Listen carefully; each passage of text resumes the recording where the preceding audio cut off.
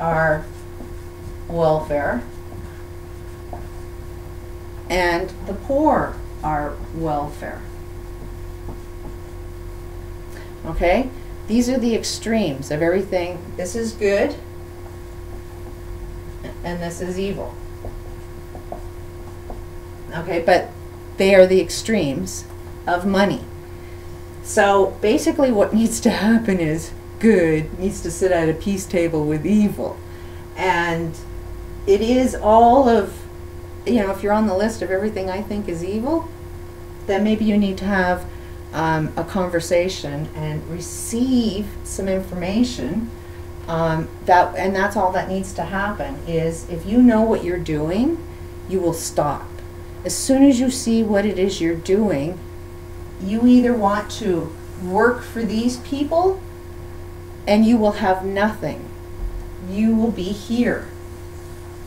You will be poor if you support rich people.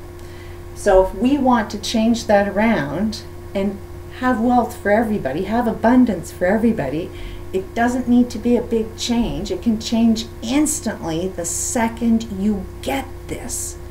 But what happens is, what money is value. It's this group does not have enough value, and these guys have too much value.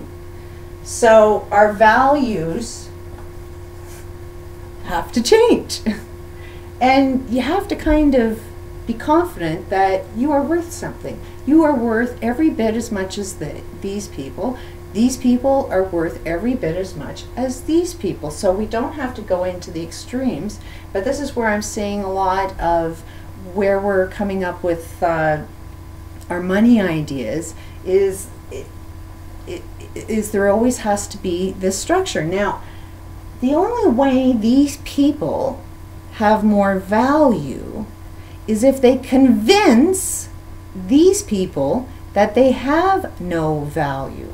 So as long as they keep saying you have no value, they will turn into it. You call somebody stupid long enough, you'll believe it. So they constantly, in your media, in the songs you sing, in the books, in your history, every single place in history is all about this group of people telling this group of people that you have no value, that you're sheep, that you can't think for yourself, that you can't solve your own problems, you need them. And that's not true. I really hate to...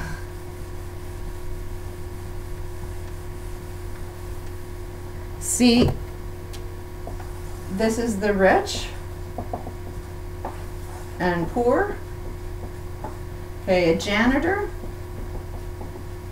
and a doctor. Which one has more value? If it's not clean, if our planet is not clean, then we need a doctor. So I'd rather put more value in a janitor to make things clean, so I never need this guy. Because this guy, if you noticed, anytime you go into a doctor, they're not curing shit. Even if you can get access to them, but the only thing they seem to be doing is giving pills so that they can make a lot of money off of, basically, I've said it in other videos, these people cause illnesses because they will stress you out, they will pollute, they will cause environmental problems. Most of all of our illnesses are preventable. These people know it, they're busy killing you, so that they can profit off of killing you. So in our new structure, that's what we've got to change. There's a lot of people that need to get to work. We just need to have value, give everybody value. So it is a matter of anybody that's poor right now, whatever dollar that we end up coming up and just making a transfer of wealth, or even just using the same dollar that we have right now, it should be going to people that can start businesses that will be more productive. And what we have to do is all of these people that are on this evil side, it's like you still need to be doing what it is you're doing. If you're a doctor, what a doctor would look like if he was on the good side is you actually cure. So you need to educate doctors, so you need teachers. We need people to write books. Well, actually all of the books are here. We just need to put them in our schools. But we need to educate doctors to actually know that there's cause and effect. We need justice. But your current judges will look more like mediators. And if you have a problem, you go in and you come out both winning more than you expected. Like, for example, if it was Staples, they would have got a happy customer, and I would have been saying good things. So it's like, by them serving me, I serve them back and give them publicity. So, they don't serve me, I don't serve them, and hopefully it wrecks their business. But when you're both winning, then you've got justice. But when one party loses or feels that they lost or feels there's no justice, because there was no justice, you didn't come out a winner. Both parties need to come out a winner because both parties are part of a problem. And they both play a role in that problem, no matter what. And that's a hard pill to swallow, but it's true. So we definitely need new teachers. So that's going to be a new career. New information that needs to be solved, because we need to clean the planet up. There's lots of free energy out there, but that structure doesn't want that to come out.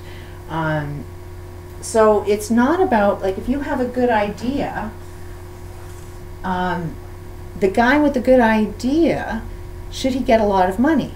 That's the value, is his value of creating an idea that puts 1,000 people to work. Should that guy, the inventor, the nucleus, get more money than the workers? Should the doctor get more money than the janitor? That idea is worth shit if we're not doing the work. So he's worth nothing.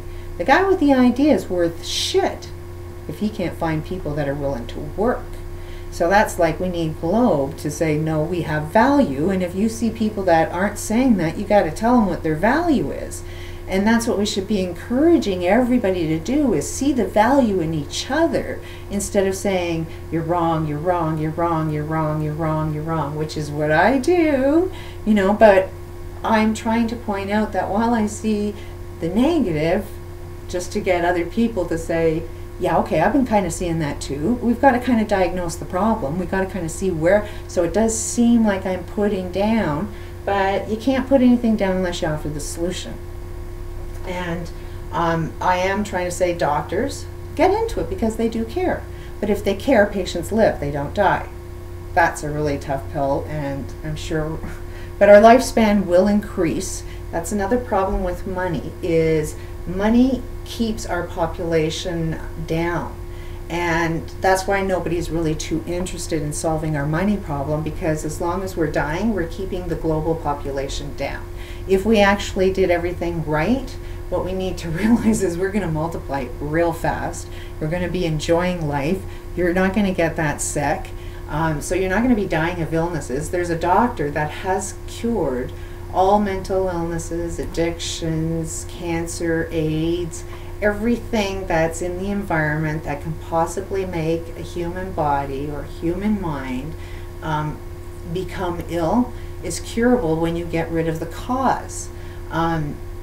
So if we were busy working, doing things, like I can get into deeper things as to what kind of jobs these would just automatically transfer if you kind of got how we value money, but